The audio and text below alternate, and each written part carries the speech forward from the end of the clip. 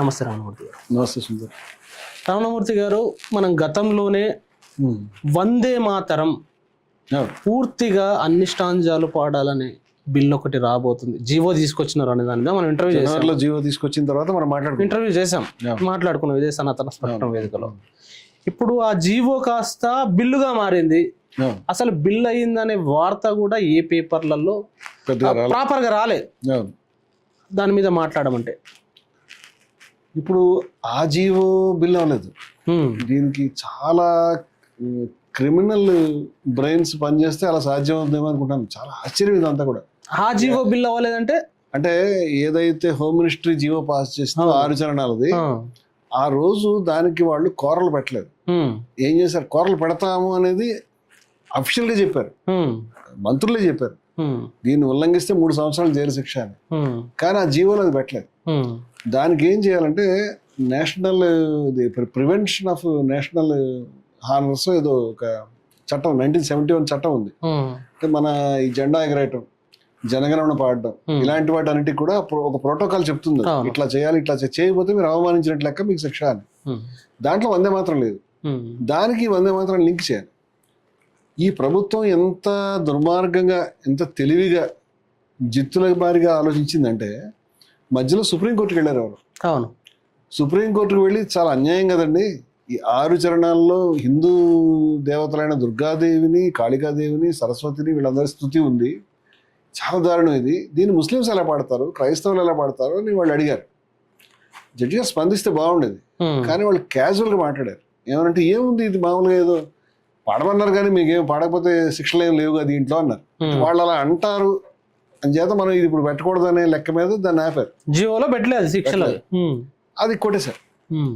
జీవోలో పెట్టలేదు, ఆ రోజే మంత్రులు ఈ శిక్షలు ఉన్నాయని చెప్పారు. ఆశ్చర్యం అది. దాన్ని సుప్రీంకోర్టులో ఆ వ్యతిరేకంగా వేసినటువంటి పిటిషన్ కొట్టేశారు. దాని గురించి వీళ్ళు వెయిట్ చేస్తున్నారు. అది అవ్వగానే ఎవరికి తెలియకుండా చాప కింద నీరులాగా రాజ్యసభలో ఈ ఏదైతే ఇందాక చెప్పినట్టు జాతీయ గౌరవం యొక్క అవమానాలు చేసేటువంటి prevention of insults to the national ఇది హానర్స్ దాని చట్టానికి వందే మాత్రాన్ని కలుపుతూ దాన్ని ఒక బిల్లు తీసుకొచ్చి స్లోగా రాజ్యసభలో పాస్ చేశారు. చడి చప్పుడు లేకుండా లోక్సభలో మన 30వ తారీఖు పాస్ చేసేసారు. ఇప్పుడు దాంట్లో 6 చరణాలు వందే మాత్రం అని రాయలేదు. వీళ్ళు తెలివి చూడండి. ఇప్పుడు ఈ అంటే రాయరు కూడా. ఆ ప్రివెన్షన్ ఆఫ్ ఈ ఇన్సల్ట్స్ అనేటువంటి దాంట్లో ఇది 6 చరణాలు రాయలేదు. 6 చరణాలు ఏమో జీవోలో ఉంది, ఇదేమో ఈ వందే మాత్రం అంటే ఇదేను అని దీంట్లో ఉంది. ఈ రెండు కూడా ఇంప్లిమెంట్ చేయాల్సిన ప్రభుత్వం వారివే కాబట్టి ఇది ఖచ్చితంగా మనం ఈ రెండింటి కలిపి చదువుకుంటే అర్థమయ్యేది ఏంటంటే 6 చరణాల వందే మాత్రం.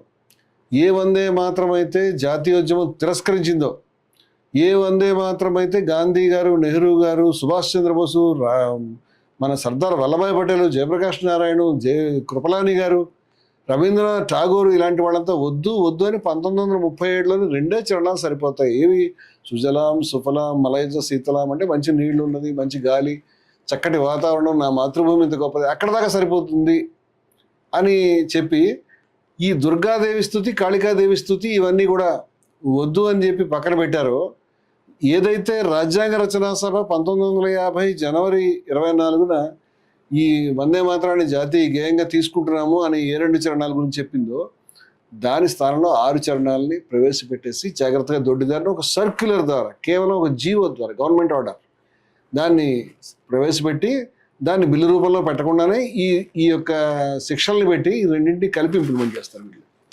అంటే ఎవరైనా కనుక పోతే కనుక ఈ జీవో అనేది అది రాజ్యాంగ విరుద్ధం అని వాళ్ళకి తెలుసు, చంటి పిల్లలకి తెలుసు. కానీ రాజ్యాంగం అంటే గౌరవం ఉంటేగా వీళ్ళకి. రాజ్యాంగాన్ని ఏమన్నారు ఆ రోజు, రాజ్యాంగం ఆమోదిస్తున్న రోజుని మనుస్మృతి ఇంపార్టెంట్ మాకు, ఈ అంబేద్కర్ అంటే లిల్లీపుట్ లాంటి వాడు, మనువు మహాపర్వతం మాకు, ఈ లిల్లీపుట్ అని వాళ్ళ ఆర్గనైజర్ పత్రికలు రాశారు. మనం మాట్లాడుకున్న విషయాలన్నీ కూడా. మను రూల్స్ అవర్ హార్ట్స్, మనువు మా హృదయాన్ని పాలిస్తున్నాడు అని చెప్పుకున్నారు. అదే సమయంలో జెండా గురించి ఏం మాట్లాడుకున్నారు అది కూడా మనం గతంలో చర్చించుకున్నాం. జెండా అంటే వీళ్ళకి ఏమైనా గౌరవం ఉందా? జెండా అంటే మూడు రంగులు, ఇవన్నీ కూడా డ్రిఫ్టింగ్ అవే. ఇది అసలు మనకు సిగ్గు లేకుండా పోయింది. రాజ్యాంగానికి వ్యతిరేకం, జెండాకి వ్యతిరేకం. ఈ రాజ్యాంగాన్ని, జెండాని, మొత్తం ఈ దేశ స్వభావాన్ని మార్చి దీన్ని ఒక పాకిస్తాన్గా, అంటే కలర్ వేరంతే, హిందూ మతానికి పాకిస్తాన్కి నాకు అటువంటి పద్ధతులు హిందూ మతం లేవు. కానీ వీళ్ళు ఆ దుర్మార్గాన్ని హిందూ మతం పేరు మీద చలామణి చేసే ఒక తాలిబాన్ రాజ్యం స్థాపించడానికి ఒకదాని తర్వాత ఒకటి సిగ్గు లేకుండా, భయం లేకుండా, గొంకు లేకుండా అడుగులు వేసుకుంటూ వెళ్ళిపోతున్నారు. ఆ క్రమంలోనే మొన్న నవంబర్ నెలలో 150 సంవత్సరాలు అప్పుడు మొదలుపెట్టాడు ఈయన. 150 సంవత్సరాలు అయినాయి వందే మాతరానికి.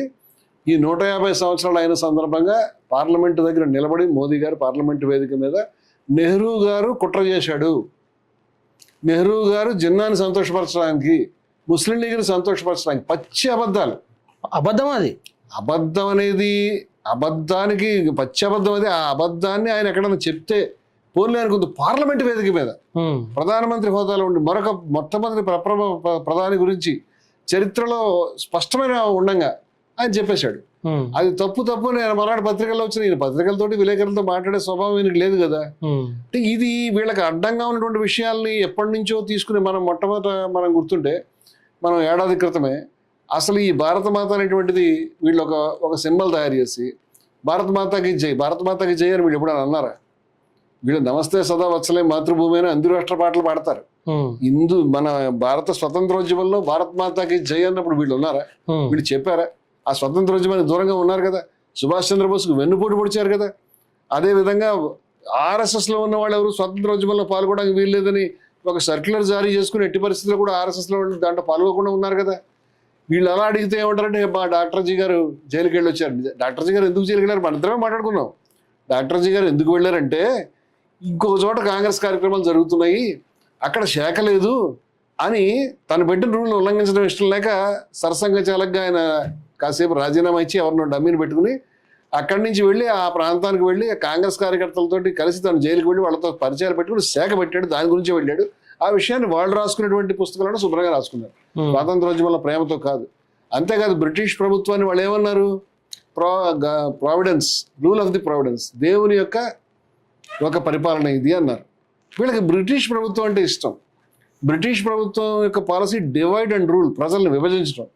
ఈ విభజించే ఉద్దేశంతో ఇవాళ ముస్లింలు జాతి ద్వేషులు, దేశ ద్రోహులు, వాళ్ళు వందే మాత్రం అనరు అని చెప్పడానికి వాళ్ళకి వీలు లేని పద్ధతిలో అమ్మా నమస్కారం అంటే వాళ్ళు ఖచ్చితంగా అనడానికి సిద్ధంగా ఉన్నారు. మరి AR రెహమాన్ ముస్లిం కదా, మా తుజే సలాం అని చక్కగా చేసి ఆ రోజు కూడా వీళ్ళు గొడవ చేశారు, నువ్వు ఎందుకు అంటున్నావు అని. అటువంటిది ఇవాళ ఆయన 50 ఏళ్ళు అయిన స్వర్ణోత్సవాల సందర్భంగా చేసాడు ఆ పని. ఇవాళ ముస్లింలకి ఎట్టి పరిస్థితుల్లో ఇప్పుడు హిందూ నోట్లో ఆవు మాంసం పెడితే ఎంత కష్టం ఉంటుందో, నువ్వు తినాలి దేశం గురించి అని చట్టం పెట్టానంటే ఒప్పుకుంటాడు హిందూ? ఇవాళ ముస్లింలకి నువ్వు దుర్గాదేవిని పూజించమనంటే అంత కష్టం కాదా? నేను ఒక హిందూ సంస్థ యొక్క ప్రతినిధిగా మాట్లాడుతున్నాను. మాకేం కర్మ పట్టింది సుందర్ గారు? మాకేమైనా హిందూ మతానికి హిందూ కాని వాళ్ళ చేత బలవంతంగా ఈ దుర్గాదేవి స్థుతి పాటిస్తే మేము సంతోషపడతామా? మా మతంలో అటువంటి బలవంతం నిర్బంధం లేదండి. మేము ఎప్పుడు ఎవరిని అలాగా బాధ పెట్టలేదు. ఇప్పుడు ఈయన జీవో జారీ చేసి ఒక ముస్లిం బాలుడు, ఒక ముస్లిం విద్యార్థి, ఒక ముస్లిం అధ్యాపకుడు, ఒక ముస్లిం ఉద్యోగి ఖచ్చితంగా కార్యక్రమాల్లో లేచి నిలబడి ఏమని పాడాలంటే త్వమిహి దుర్గా దశ ప్రహరణ ధారిణి అని పాడాలి. అలా పాడితే లా ఇలాహే ఇల్లల్లా మహమ్మదుర్ రసూలుల్లా అని అల్లా ఒక్కడే దేవుడు అని నేను చెప్పాను కదా. ఈ దుర్గాదేవి స్థుతి పాడితే నేను మహాపాపం చేసిన వాడిని అవుతాను, నరకానికి వెళ్తాను వణికిపోతున్నాడు. అతను ఒకళ్ళ ఇద్దరు 20 కోట్ల మంది ముస్లింలు ఉన్నారు ఈ దేశంలో. ఒకళ్ళ ఇద్దరు కనీసం 5-6 కోట్ల మంది క్రైస్తవులు ఉంటారు, బౌద్ధులు ఉంటారు, జైనులు ఉంటారు, నాస్తికులు ఉంటారు, పార్సీలు ఉంటారు. ఎన్నో మతాలకు చెందిన వాళ్ళు ఉన్న దేశం ఇది.